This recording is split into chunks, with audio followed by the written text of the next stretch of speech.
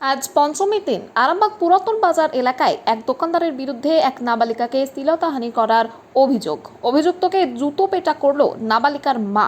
জানা যাচ্ছে আজ সকালের দিকে 14 বছর বয়সী ওই নাবালিকা ওই দোকানে স্টিলের খেলনা কিনতে আসে। সেই সময় ওই দোকানদার নাবালিকাকে একা পেয়ে নানান ধরনের কুকথা ও জঘন্য রকমের কুপ্রস্তাব দেন।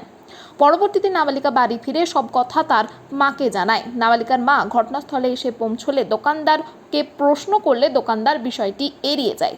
তখনই নাবালিকার মা ক্ষিপ্ত হয়ে দোকানদারকে জুতো পেটা করে। পরবর্তীতে ঘটনাস্থলে পৌঁছয় আরামবাগ থানার পুলিশ এবং অভিযুক্তকে আটক করে নিয়ে যায়। ঘটনার জেরে চাঞ্চল্য ছড়িয়েছে এলাকা জুড়ে। এই বিষয়ে আরও কি জানা যাচ্ছে দেখুন বিস্তারিত 24 আওয়ার্স আরামবাগের রিপোর্ট।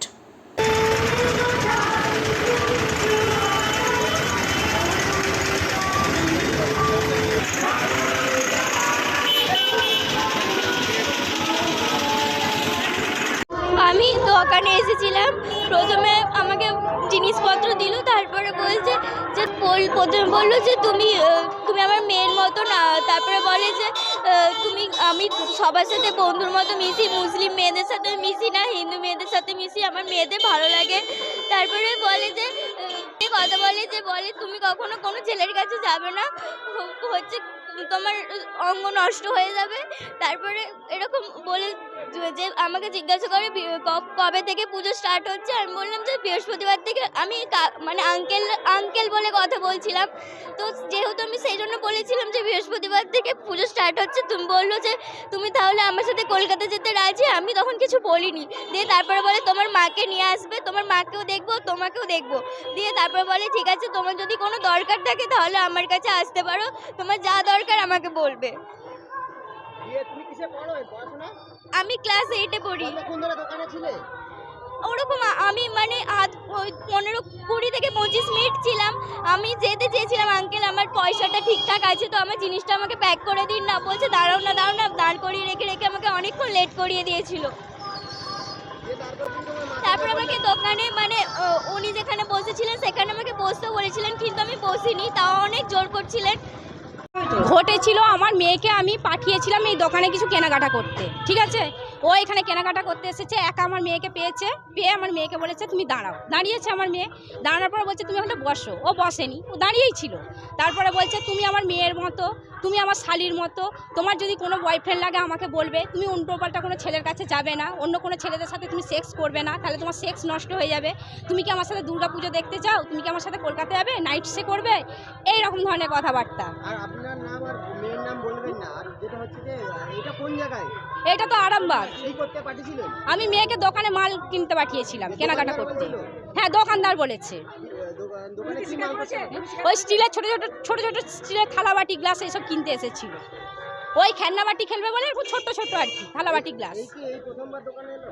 আমি এর আগে এসেছিলাম, আমার সাথেও কিন্তু খুব একটা ভালো টোনে কথা বলেনি। আমি 1-1.5 বছর আগের কথা বলছি, ওনার কথাবার্তার টোন ভালো নয়। আমি সেই সব নিয়ে আমরা কোনোদিন গুরুত্ব দিইনি, কিন্তু আজকে যখন আমার এই বাচ্চা মেয়েটাকে বলেছে, আমার মেয়েটা আমার মায়ের কাছে আমার কাছে যে রীতিমতো কান্নাকাটি করছে। কি হয়েছে না, দেখো মা এই কথা বলেছে। আমি চল কোন দোকানে বলেছে, কে বলেছে, আমার আরামবাগেই বাড়ি, আমি সাথে সাথে নিয়ে এসেছি। উনি তো কোনো মতেই স্বীকার করবে না, উনি তো স্বীকার এখনো পর্যন্ত করছে না যে যা হয়েছে না হয়েছে স্বীকার করেনি। আমি যাব, আমি থানা পুলিশ করব, আমি শুনবো না। আমার মেয়ের এই 40 ক্লাস 8-এ পড়ে, আরামবাগ গার্লসে। প্রথম এসলো আমার দোকানে, দিদি বললাম মাল কিনতে আমার দোকানে সত্যি এসলো একটা ঠাকুরের 2টো প্লেট, 2টো ঠাকুরের গ্লাস, 2টো ঠাকুরের প্লেট, 2টো ঠাকুরের গ্লাস। প্লেটগুলো 10 টাকা করে দাম, 5 টাকা করে নিয়েছি, গ্লাসগুলো 10 টাকা করে দাম। ওখানে হলে 10, 10, 20, 30 টাকা। 30 টাকার পরে একটা গ্লাস নিল, ছোট্ট বাটি নিল, বাটির দাম 35 টাকা, 65 টাকা। আমি ওকে পয়সা ফেরত দিতে পারলাম না। শেষ পর্যন্ত বললাম বোন আমার একটা 65 টাকার মাল আছে, তোকে 35 টাকা দিচ্ছি, তুই তো বোনের মতো, আমারও মেয়ে আছে মেয়ের মতো। তো বলে তাহলে কাকু আমাকে ওটা দাও, ব্যাস ওইটুকুই। ওর পরে ওকে বললাম বোন আবার আসবি, মাল কিনবি, তোর মাকে নিয়ে আসবি, তোর মা এখানে মাল মানে কিনে রাখে আমি জানি না, কিন্তু আসবি। আর আমরা সেরকম নই। এরপরে আমার শুধু ভাষা ওইটুকুই যে বোন তুই আবার আসবি, কিছু যদি দরকার পড়ে নিয়ে। না না, যদি বলে যে আমি খারাপ ছেলে, খারাপ কাজ, ঠিক আছে, তাহলে আমার সম্বন্ধে উইক পয়েন্ট বার করুন যে আমি ওরকম কাজ কোথাও করেছি, খারাপ কাজ করেছি, খারাপ কোথাও দেখেছি। আচ্ছা একটা কথা, মিথ্যে সত্য নয়, এখন যা হয়ে গেছে যুগ জামানা, বাড়িয়ে বুড়িয়ে কথা বলে কাউকে ফাঁসিয়ে পয়সা খিঁচা দোকানদানি বন্ধ করে দিয়ে। আগে থেকে চিনতেন? একদম না, উনি তো আমার কাস্টমার। কোনো শত্রুতা ছিল? ইয়েস, কিভাবে? কিন্তু ওনার সাথে আমাদের কোনো শত্রুতা নেই। হয়তো ওনাকে কেউ শিখিয়ে আমার কাছে পাঠিয়েছে, তুমি মাল কিনবে, তুমি যেটা বলবে তার উল্টো প্রতিক্রিয়া, তার উল্টো। কিন্তু আমি বলিনি যে এটা সেটা বলেছে আপনার নাম? শেখ গোলাম হোসেন, আমি বলিনি।